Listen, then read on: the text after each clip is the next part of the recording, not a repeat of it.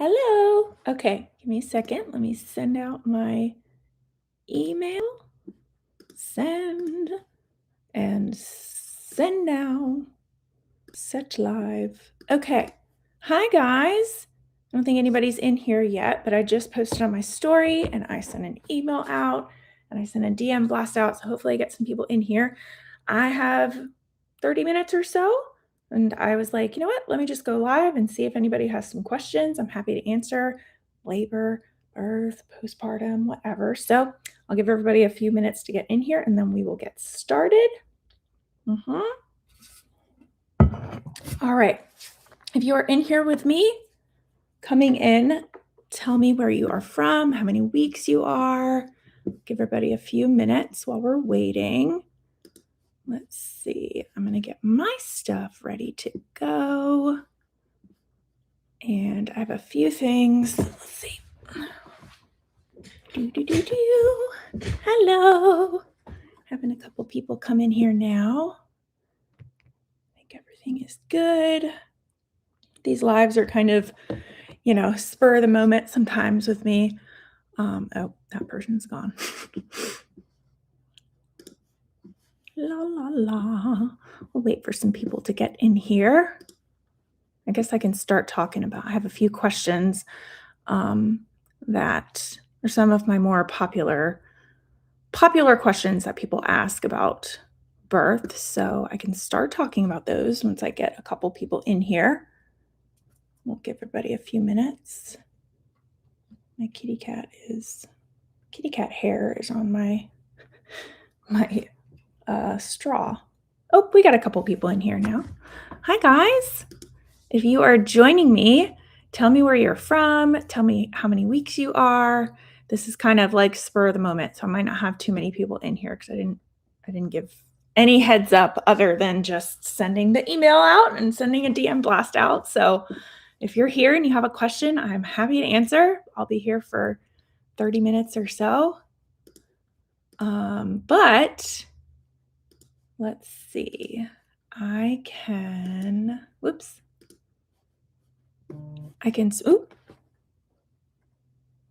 sorry. Put on do not disturb. I can start talking about a few questions that I get from, I have a couple things written down while we're kind of waiting for people to get in here. And if you're just joining me, hi, drop in the chat. If you have a question, tell me where you're from, tell me how many weeks you are, whatever you want to relay. And I'm happy to answer questions. But I figured I'd get started and talk about some like more frequently asked questions that you guys ask me. So the first one I have is what is the most helpful thing that a partner can do during labor, right? Because, we want them to be helpful. We don't want them to, we want to give them jobs, right? And I'd say the most helpful partners are honestly the partners that are just there, okay? So they're just there if they need to step in and do counter pressure, right? They're there. If they need to run out and grab mom some ice, they're there to go do that, right? If mom needs them to be in their face, to be really, super, tell them they're doing a great job or whatever, right? But the most helpful thing that you can do as a partner, you can, if your mom's in here and you want to relay this to your partner, is just being present and being open and being there for whatever kind of thing that you need during your labor, right? So some examples, right? Helping you change positions, right? We don't have to go over all of these. It's not like you as a partner have to like have this in your head, right? But like you could be helping her with position changes. You could, like I said, if she needs some water, go out and get her water. You could be in charge of the snacks, right? You could be doing counter pressure if she's needing counter pressure, but really the most helpful thing for you to do as a partner is just being there for her because she's going through it and she needs someone there in her bubble, not going through it, but there for her, for whatever she needs, right? So those are definitely the most helpful partners in my experience, are the partners who are just like, I'm down for whatever you need me to do, right? and they don't complain, right? Because it's obviously it's a lot, right? But yes. So those are good partners. Another question, while we're waiting for some other people to get in here and ask questions. And you guys, I see a few people in here. If you have questions for me, feel free to put them in the chat. I'll be here for the next little bit. And if we don't get any questions, that's fine. Then I'll hop off. But yes, feel free. Hi. Feel free to ask questions or drop, anything. I'm happy to answer. Okay. So this next question is, does your epidural slow labor down? Okay, that's a common misconception that a lot of people have, or a lot of people have um, you may have heard, right? That if you get an epidural, it might slow your labor process down. Now, the answer to that question is it could, but it also could speed up labor quite a bit. I've seen kind of both things happen. Okay, so sometimes, and I'll give both examples. Sometimes you have a mom come in. Hold on, let me just minimize this. Sometimes you have a mom come in and she gets an epidural. She's been laboring all day, right? Maybe she's 4 centimeters, 5 centimeters, I don't know. And she's been laboring all day and she's really, really tight, right? And then she gets an epidural and she's finally able to relax. She's finally able to relax. So what that epidural did, instead of slowing things down, sometimes it can slow the process down, right? Because we give you lots of fluid, we do lots of things to you. So sometimes the epidural actually will slow things down because it's like, whoa, right? And we kind of have to get labor going again. Okay. So sometimes it does that, but I'd say in most cases, if you already come into the hospital and you are in rip roaring labor and you are just in pain and you need some relief, you get that epidural actually usually speeds things up. Not, I don't want to say usually, right? But it can really speed things up because it allows you finally to relax, right? And your uterus is a big old muscle. And if we've been tense all day, right? And then finally we get this epidural and our muscles relax and the baby just comes down and it makes all this progress. So I that's my more normal experience. I would say that like moms come in, they get epidurals and they're like 4 or 5 centimeters. And then they're like 9 or 10 centimeters after they get their epidural because it just relaxes everything. All right. I have some questions here. Hi, Liesel. How do you transition babies to sleep more at nights? How do you use blackout during day naps?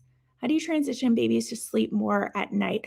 That's so I guess you're talking about like when the baby is fresh out, right? Because a lot of times that's what happens, right? The baby comes out and they're like, I don't know day or night. And that is a common thing that they'll get their kind of days and nights mixed up. Um, and so I'm assuming that you're also talking about the blackout curtains because you're like, I don't want to use blackout curtains during the day if I'm going to confuse the baby, right?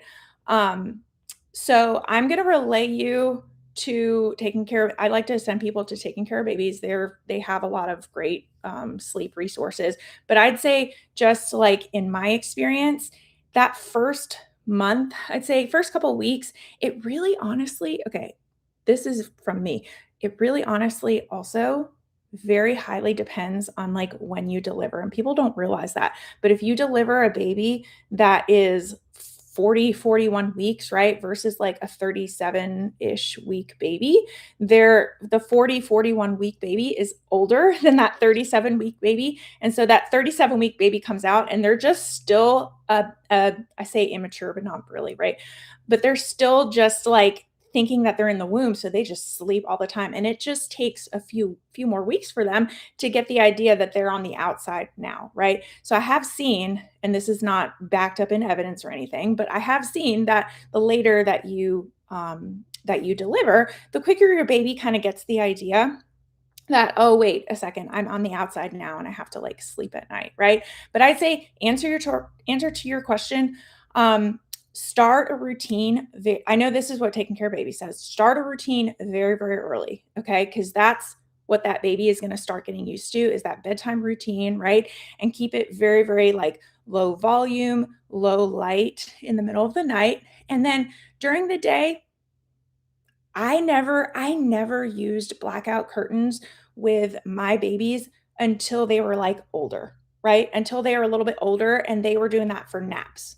I let my baby just kind of sleep during that. This is just me. I just let my baby sleep during the day in that fresh period, right? In that fresh period, sleep during the day, right? To kind of get them stimulating with all that light during the day.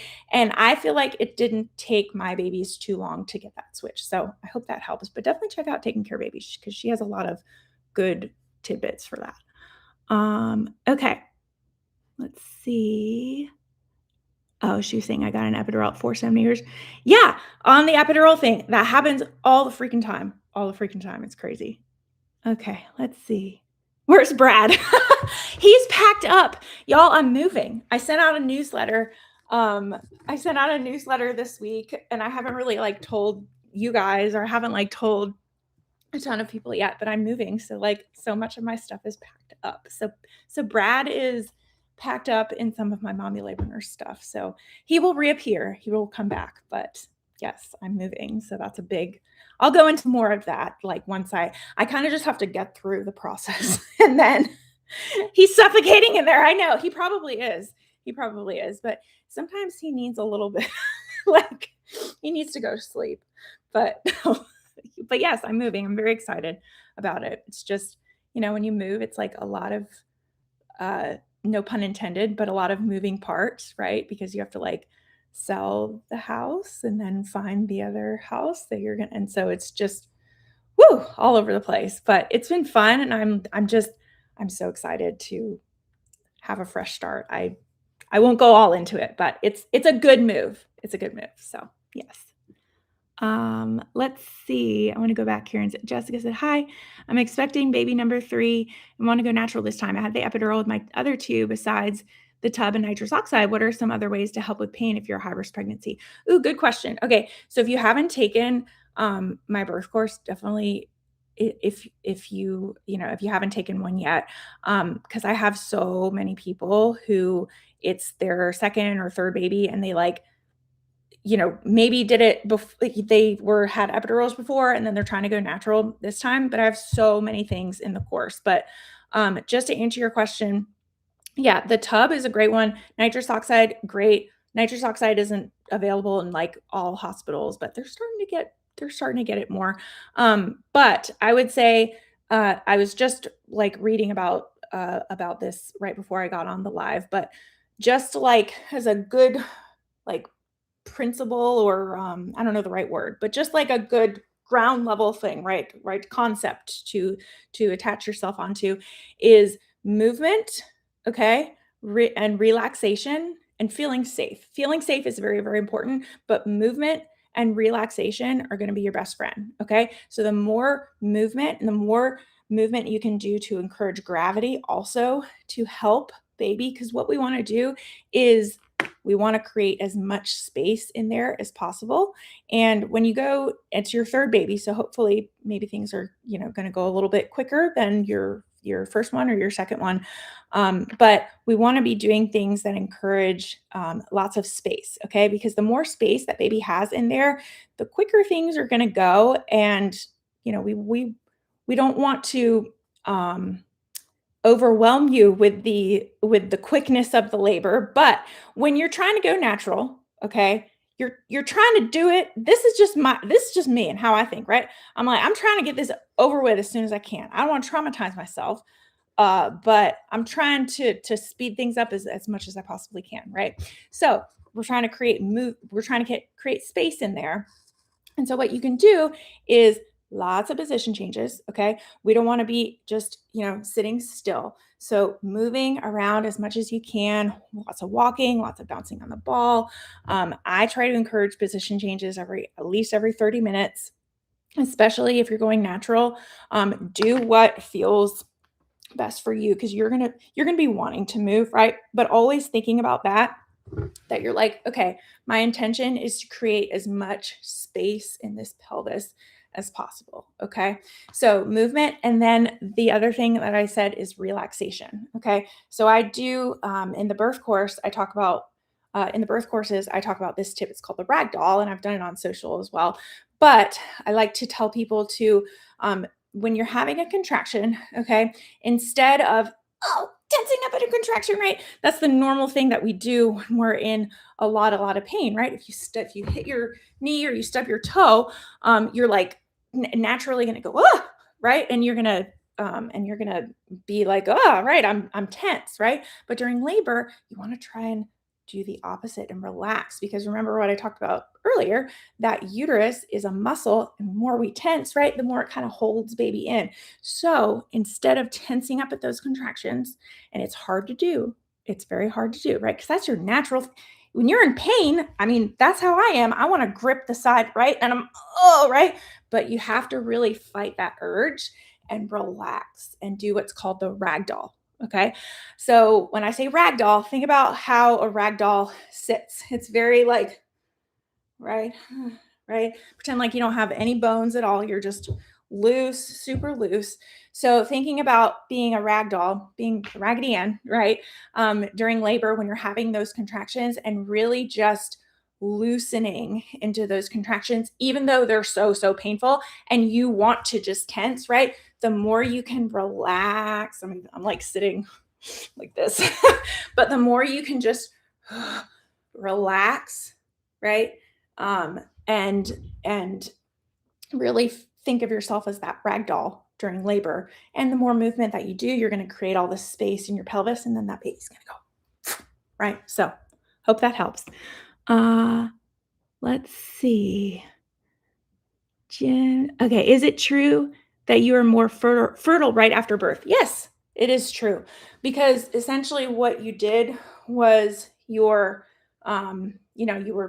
pregnant, right? Maybe came out, and the lining of your uterus, it does shed. That's part of what the all the bleeding is after you have a baby, right? Your baby comes out, your placenta comes out, and all that lining in there, right? It's like 9 months without a period, so it's like 9 months built up of of uterine lining. So that sheds, right? But that stuff in there is real, whoo, right? So if you ovulate and you haven't shed all of that, I mean, I'm not saying like I'm it's sounding confusing the way that I'm saying it. It's not like you're only more fertile like while you're shedding in that postpartum period. I mean, yes, but that's the reason why is because your body just did this. And so if there's an opportunity for that egg to like latch onto this really right?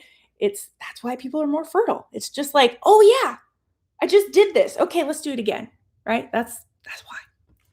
All right, let's see. I see the question was already asked, but just joined us. Is the podcast coming back? I hope for it to come back. Yes.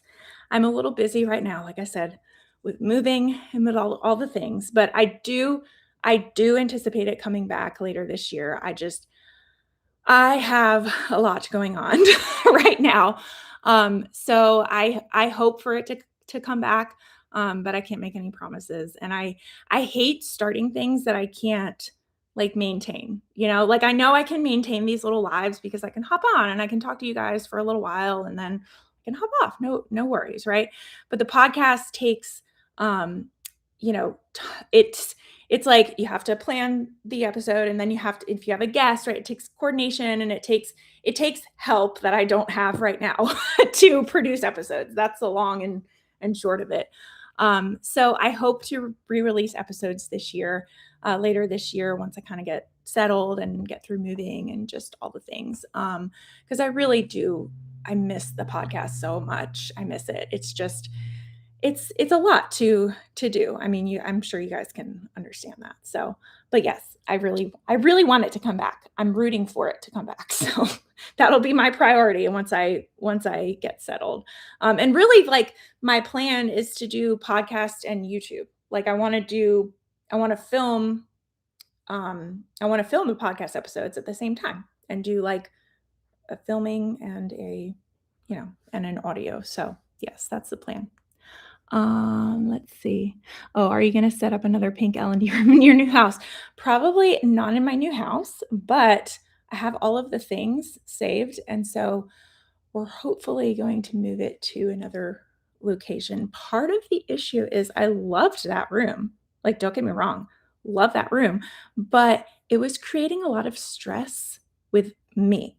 and I'm blaming myself, not my kids, not any like nothing else, but it was creating a lot of stress because it's like it's in my house and I couldn't really I can kind of close it off, but not really. And so it's just like, you get to that point where you're like, I'm just kind of ready to separate work and life and like home life, right? It's just it was lovely and I loved having it in my house, but like it's a hospital room in my house and I need to move it out when it's time to move it out. So you should put a picture up of Brad on the wall since you packed him. I miss Brad. Oh, I'll put a picture. How about in the new house? I'll have a little like he'll be in my little office because I'll have a little office in the new house, right? I can just have him on the side. Okay, let's see.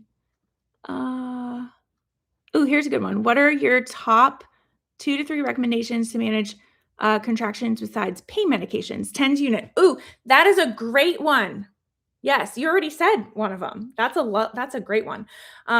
And TENS unit, I'll say too, you can get one, I think it was $100. And I would recommend investing $100 into a little TENS unit just so you have it. But if you don't want to spend any money, a lot of times you can like rent them and you can find like a doula in your neighborhood. A lot of times they rent them out. Sometimes the hospitals will have them. You can call and ask. It might be a little bit of a hunt if you don't want to spend any money on a TENS unit, but you want to use it during labor. But yeah, a TENS unit is great because what it does is, what you do is you kind of apply it to your back. I'll stand up so you guys can like see me, but you kind of like put it right here on your back and it helps with back labor. But I mean, if you're only having pain in the front, that's just usually where people put it. But it kind of like, it doesn't, wait, I'm trying to explain it the right way. It doesn't make contractions like go away.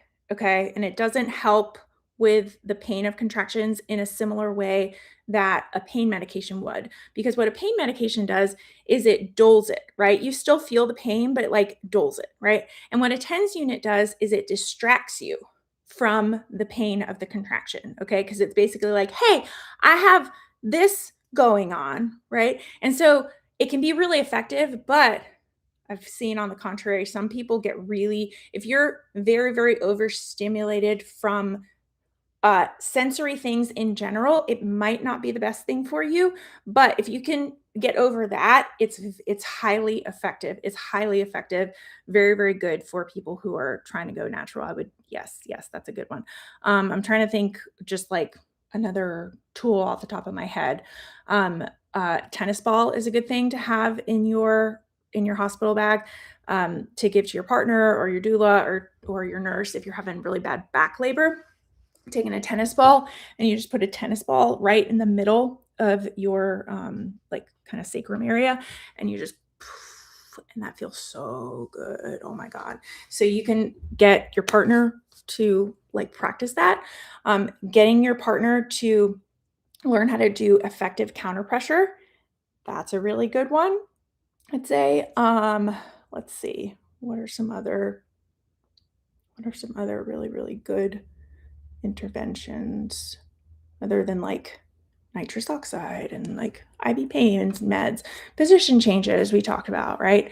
But yeah, I love that you're already thinking about a TENS unit. I would definitely invest in one. Let's see.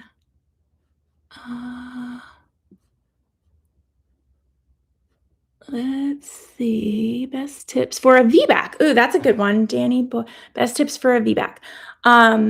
So they're called the VBAC link on Instagram or I think they're on TikTok, but they're called the VBAC link. They have a lot of really, really great resources. But my best tip for VBAC patients is by far find a VBAC supportive provider if you have not already. And that will be honestly your best thing. Like if you are with the wrong provider and you're trying to VBAC, that's going to get in your way. I'll say that. That's the best way I can say it. So number one priority, make sure you're with a provider who is very well versed in VBAC and very VBAC supportive and very VBAC friendly, because there are providers that are definitely more old school, and they're just not, maybe it's not them, but maybe it's the resources that they have available to them, right? But they're just not as VBAC supportive for whatever reason, whether it's their own practice, or whether it's the hospital, or whatever, right? So I would spend a lot of time and energy in making sure that you are with the right provider, because the way that you're cared during your labor process, and if you're cared for by a team that is very VBAC supportive, we want that. We want that. So that's my best tip. And also follow the VBAC link. They have a lot of great resources, and they share a lot of stories about people VBACing. That's another great tip, just in general, but like great for VBAC moms, is really, really engulf yourself in lots of really positive VBAC stories, because that's going to get you in that, yeah, man, I can do this, right? I can do this. I'm VBACing. I can do this, right? Because that's part of it. Is I think sometimes people are like, I want to VBAC, but I'm really scared and I don't know. And I had a, right? You got to be like, yeah, I'm right. So even if you, I hate to use the word fail, even if you fail your VBAC, going into it with that mindset is going to be your best shot. And your best shot at going into it with that mindset is finding a good, supportive provider and care team that can help you through that VBAC. So I hope that helped. Let's see. Of course, you're welcome. Let's see. Asia Harrington says, I'm 39 and a half weeks today, and I was having contractions since yesterday afternoon until I dropped the kids this morning, and now they've slowed down. Is it possible it was just a super spicy dinner? They seem to be at regular intervals this morning, about 7 to 10 minutes apart, but not more than moderate pain. It sounds like, yeah, it sounds like this is your third pregnancy, or you've like had, if you have other kids, it's not your first pregnancy. It sounds like it might have been just been the spicy dinner. It might have been whatever, right?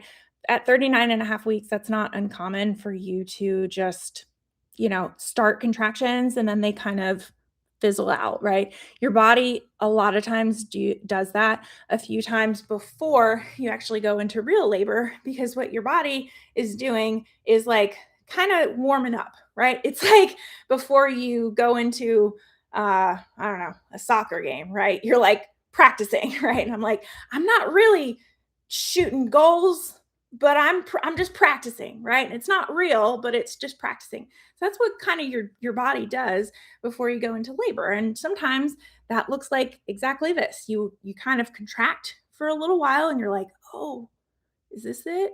Right? And then it kind of fizzles out and turns into nothing. The way that you can tell that it's real labor is, number one, you're usually not even really questioning it most of the time. You usually make that switch and you're like, okay, this is real. Okay. So that's probably going to happen.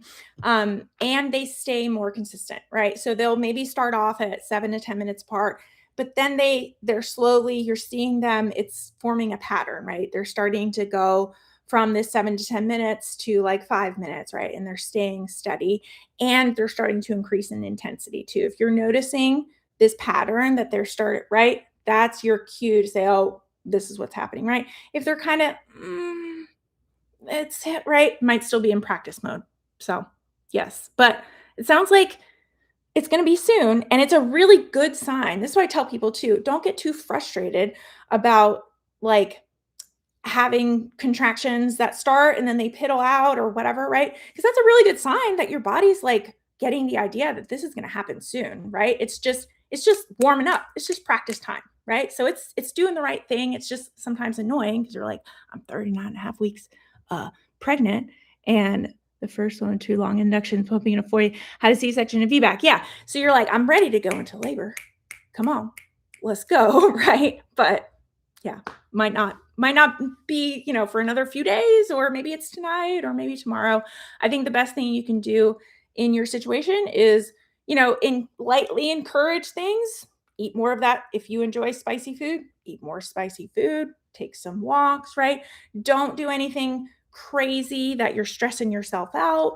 Your body is eventually going to go into labor. But yeah, if you want to encourage things, the more the better, right? Because what you're doing too when you're doing those walks or you're bouncing on your labor ball or you're eating spicy meals or you're doing, right?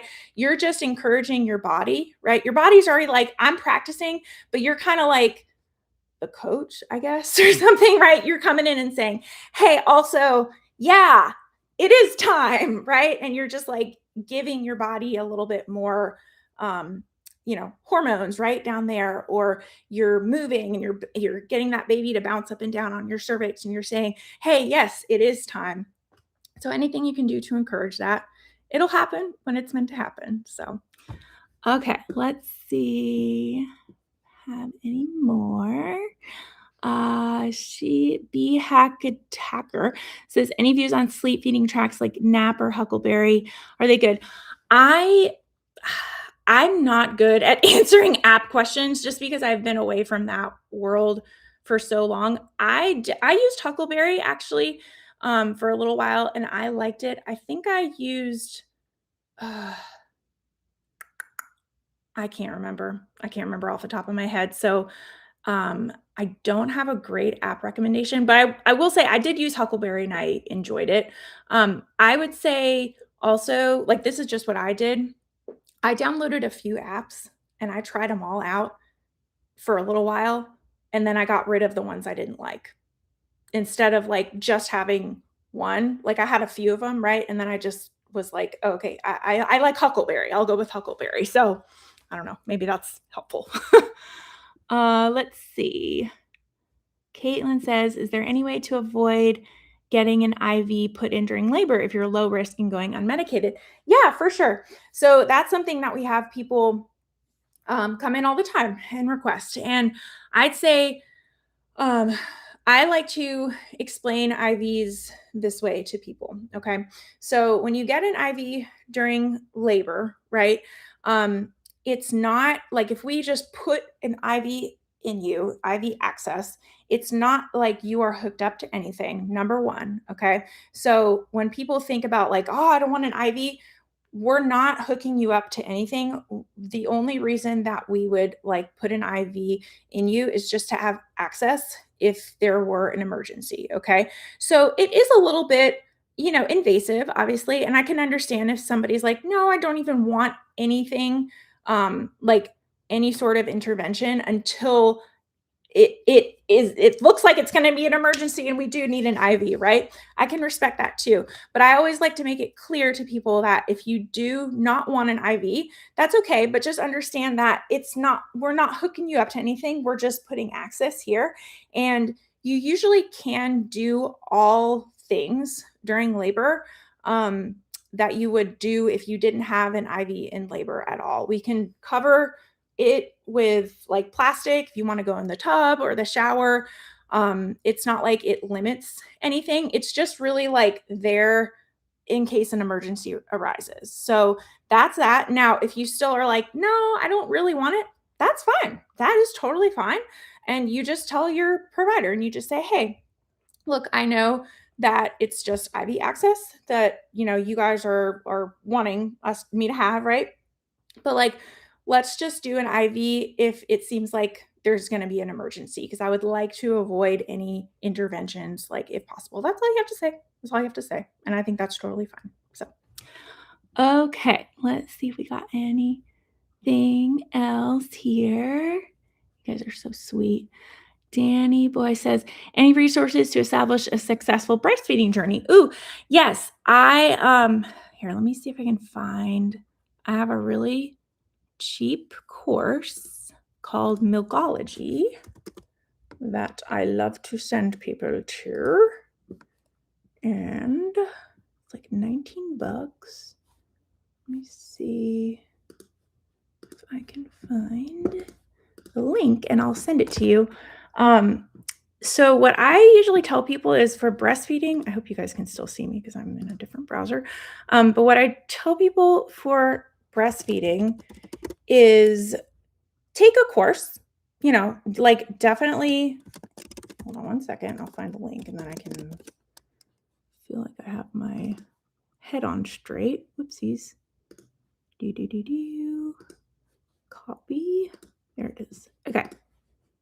I'm going to drop this link in the chat.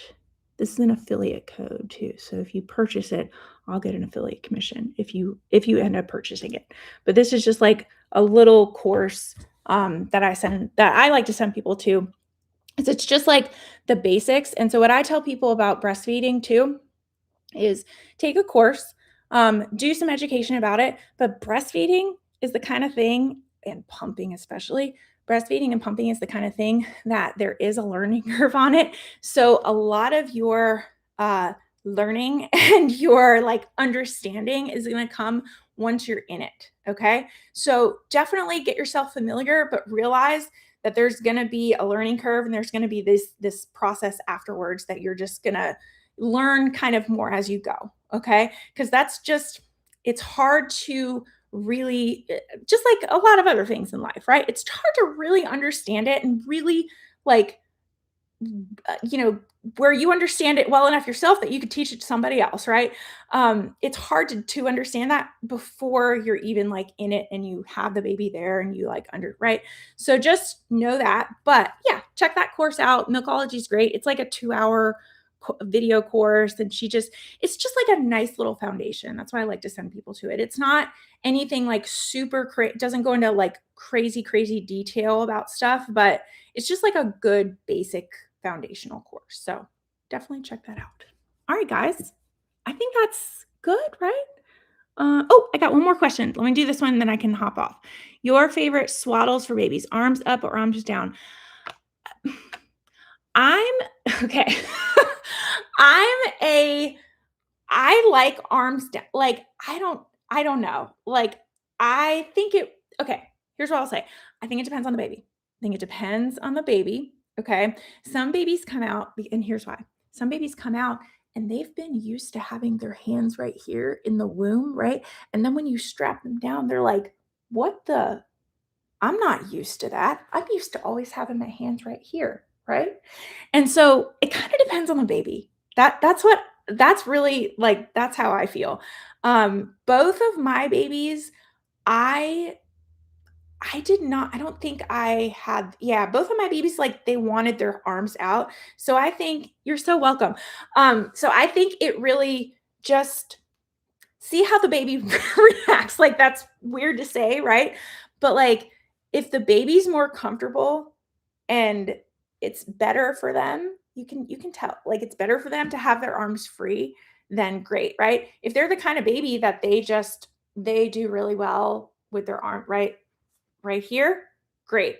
I think some people would disagree with me, and they would say, nope, always do right, do it this way. But I think it kind of depends on the baby, because the train of thought, if you're thinking about like just strapping a baby in this way, right? There's really the reason why that is recommended a lot is because you're not giving them like any opportunity to startle themselves, because that's a lot of times what happens and why they wake up is because they go like this, right? Or they do that startle reflex. And so when you're strapping them like this, it seems mean, but it's not really. You're just kind of like getting them to not have that startle reflex so they can transition through those little, because in sleep cycles, right, we sleep heavy, and then we kind of go into this lighter sleep period. So when you strap them down, you're helping them through that lighter kind of sleep period, right? Now sometimes, like I said, sometimes it kind of pisses them off. I don't know. That's the nicest way to say it. It pissed my babies off to have their bodies like this, right? They felt more comfortable like this, and they could have a little bit more freedom, but it really just depends on the baby. So, yeah, that's what I would say. But thank you guys. This was fun. Little 30-minute live. I like talking to you guys. I'll be back next week. I won't be moved out by next week, but maybe I'll find Brad in my packing things and he can at least be with me on all my lives. That would make everybody feel better, I think, especially him. No, just kidding. Okay. All right. I will talk to you guys later. Bye, guys.